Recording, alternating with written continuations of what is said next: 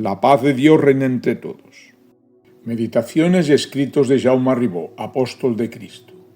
Jesús en Betania. Tercera y última parte. Llegada que fue María ante Jesús, con grandes sollozos se echó a sus pies diciéndole: Señor, si hubieras estado aquí, no hubiera muerto mi hermano. Jesús, viendo llorar a María con tanto sentimiento, la sensibilidad y candor como pureza de su espíritu inmaculado, se conmovió hondamente y también lloró. Y los judíos, viendo la ternura de Jesús, se decían entre sí cuánto amaba a Lázaro. Entonces el maestro preguntó dónde le habían puesto y lo llevaron al lugar donde estaba enterrado. Algunos de los presentes comentaban cómo era que Jesús, teniendo tanto poder y que tantos milagros había hecho, no pudo evitar que Lázaro muriese. Jesús, que escuchó este comentario, de nuevo se conmovió su espíritu con una gran tensión, mas llegado que fue ante el sepulcro, que estaba formado por una cueva tapada con una piedra, pide con mucha autoridad que quitara la piedra. Pero Marta le dice: Señor, hiede ya, pues lleva 4 días enterrado. Mas Jesús le respondió: ¿No te he dicho que si creyeres verás la gloria de Dios? El maestro pronunció estas palabras con una seguridad y potestad que todos los presentes quedaron sobrecogidos, y ante tal entereza y orden de Jesús, conociendo los presentes el poder que tenía, quitaron la piedra que cubría el sepulcro. Entonces el Hijo de Dios, alzando los ojos de su cuerpo y alma al cielo, cubierto por la luz del Espíritu Santo, con voz clara y penetrante, firme y segura, que cual espada de 2 filos entró en lo profundo de las almas de aquellos que le escuchaban, sintiendo un temor y respeto de santa unción, quedaron perplejos y encendidos al mismo tiempo con un sentimiento sobrenatural. Pues el Salvador, dirigiéndose al Altísimo, así le habló: Padre, te doy gracias porque me has escuchado. Yo sé que siempre me escuchas, pero por la muchedumbre que me rodea lo digo, para que se den cuenta, oh Dios omnipotente, que tú eres mi Padre y yo soy tu Hijo, y crean que tú me has enviado y me das de tu poder y potestad.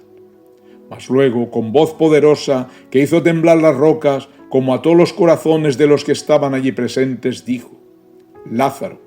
en el nombre de mi Padre te digo, sal fuera.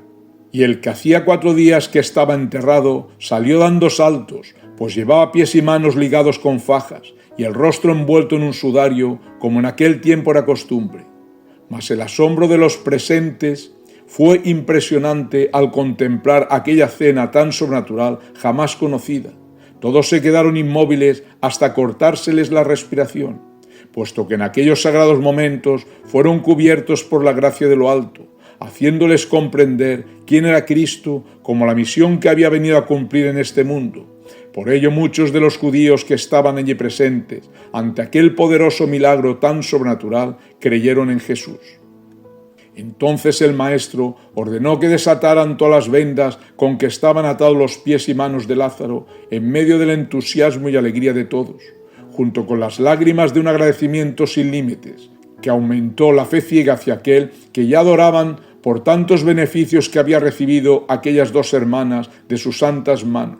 pero que ahora veían recobrada la vida material de su hermano cuando lo creían perdido para siempre en esta vida presente, porque después de 4 días de estar enterrado no podía quedar en ella ninguna esperanza. Por ello, al contemplar sus ojos a su hermano vivo de nuevo, su afecto y agradecimiento hacia el maestro no tenía límites, como también era inexplicable su admiración al darse cuenta del poder y virtud del maestro, que todo lo podía cuando él pedía a su Padre, y que ellas tanto amaban con todas las fuerzas de su alma, donde por eso Dios permitió tal recompensa incomparable, aunque ahora no sabían qué hacer ni qué decir para pagarle ese favor como beneficio recibido, que era incalculable. Era algo tan grande lo que sentían dentro de su ser aquellas 2 hermanas que les parecía como si aquello fuera un sueño. Lo estaban viendo y casi no lo creían. Por ello se quedaron inmóviles, como si hubiesen perdido la noción de todo lo que había sucedido, pero que en realidad no cesaban de dar gracias con la mente al Padre de las alturas y al Hijo que tenían delante. Lázaro, al darse cuenta de lo sucedido, de la santa realidad del milagro, de que había sido resucitado por el Hijo de Dios, Una vez desatadas las vendas, con los ojos rasados en lágrimas, con una emoción que no podía contener, corrió a postrarse ante Jesús, besando sus pies en señal de agradecimiento. Y todos cuantos allí estaban presentes se conmovieron hondamente ante aquella cena tan sobrenatural como divina, puesto que en aquellos momentos todos hasta uno sintieron la presencia todopoderosa de Dios ante ellos,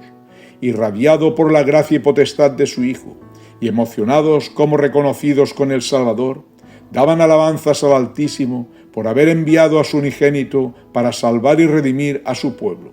donde tal milagro tan maravilloso como sublime, jamás imaginado, ningún presente lo pudo olvidar durante todos los días de su vida.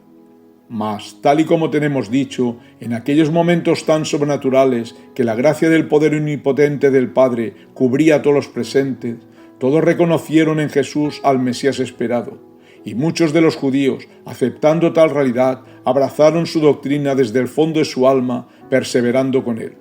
Pero hubo otros que, pasado el efecto de razón y verdad, al haber sido cubiertos por la luz y poder de Dios, cogidos de nuevo por el Rey de la muerte, quedaron sumergidos por tupidas tinieblas como habían estado antes. Por ello, seducidos y arrastrados por el vil rastrero, corrieron a dar parte al Sanedrín de todo cuanto había ocurrido con Lázaro, donde estos denigrantes, al enterarse del gran milagro que había realizado Jesús, se turbaron, haciendo mil conjeturas, y presto se juntaron en consejo de urgencia para determinar lo que debían de hacer con Jesús.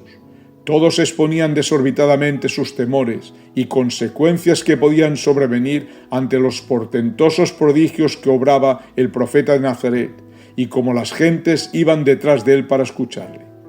Toda esta realidad y revuelo, como no se había conocido en Jerusalén, los tenía fuera de quicio, sin paz ni sosiego, comentando entre ellos que si dejaban a Jesús libre como hasta ahora, todo el pueblo creería en él y su doctrina. Y entonces los romanos, al ver que el pueblo seguía otra creencia y práctica religiosa que la de ellos, los echarían fuera del templo y perderían el negocio y autoridad que tenían como el poder material, puesto que sin trabajar podían vivir holgadamente. Pero Caifás, que era el sumo sacerdote, al ver que había desacuerdo entre los consejeros y que turbados discutían y se contradecían, sin encontrar manera de entenderse ni dictar sentencias sobre lo que había que hacer con el Maestro, dice todo taciturno: ¿no comprendéis que conviene que muera un hombre por el pueblo y no que perezca todo el pueblo? Este denigrante de Caifás, que tenía los sentidos instigados por el diablo, se impuso, con la autoridad que tenía, a exponer por sí solo la sentencia que se debía de imponer a Jesús, haciendo comprender con estas palabras a los del Sanedrín que perder la vida de un hombre no tenía importancia cuando se salva un pueblo, según sus creencias. Mas esto lo dijo porque no comprendía ni quería en el Maestro, y porque debido a sus concupiscencias era y fue un instrumento de Satanás, donde al mismo tiempo su razonamiento, antes de servir al diablo para crucificar a Jesús, ya estaba desequilibrado, lleno de ambiciones y egoísmos materiales, sin ningún rayo de luz dentro de la pureza y perfección del espíritu bajo la ley del Creador. Por ello tal degeneración de su alma no le dejaba ver la potestad y virtud sobrenatural de Cristo, del Hijo de Dios, que era el Salvador de todos los seres de este planeta, el Mesías esperado que había sido enviado por el Altísimo a la tierra para cumplir tal sagrada misión. Sabemos a ciencia cierta que Cristo vino a este mundo a enseñar con su divina doctrina el santo camino de retorno al Padre, y que tenía que morir en su sagrada pasión para terminar su obra gigante inmortal, no para salvar a un pueblo, sino a toda la humanidad con el ejemplo inmolado de víctima expiatoria. Pues así tenía que suceder, porque así estaba escrito en bien de todos los humanos. Pero también dijo Cristo durante su apostolado en amonestación a los que pecaban lo siguiente: porque no puede menos que haber escándalos, pero ay de aquel por quien viniera el escándalo.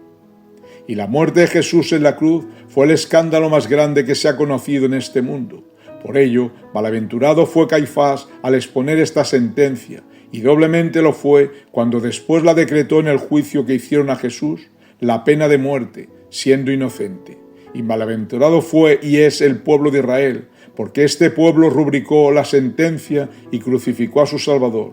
donde después de 20 siglos aún no se han arrepentido de tan injusto y horrendo crimen, donde, como si fuera poco su extravío y confusión actual, según sus razones y creencias religiosas, aún esperan al Mesías que venga a la tierra. Quedando decretada la resolución del Sanedrín de matar a Jesús, dieron la orden de que, si alguno sabía dónde estaba, lo denunciaran para prenderle. Mas el maestro, avisado por revelación divina lo que habían convenido, se marchó a una región próxima, al desierto, donde había cerca una ciudad llamada Efraín, y allí, en solitario, iba terminando de preparar a aquellos sus fieles discípulos que debían de esparcir las buenas nuevas del reino de Dios hacia todos los confines de la tierra. La paz de Dios reine entre todos.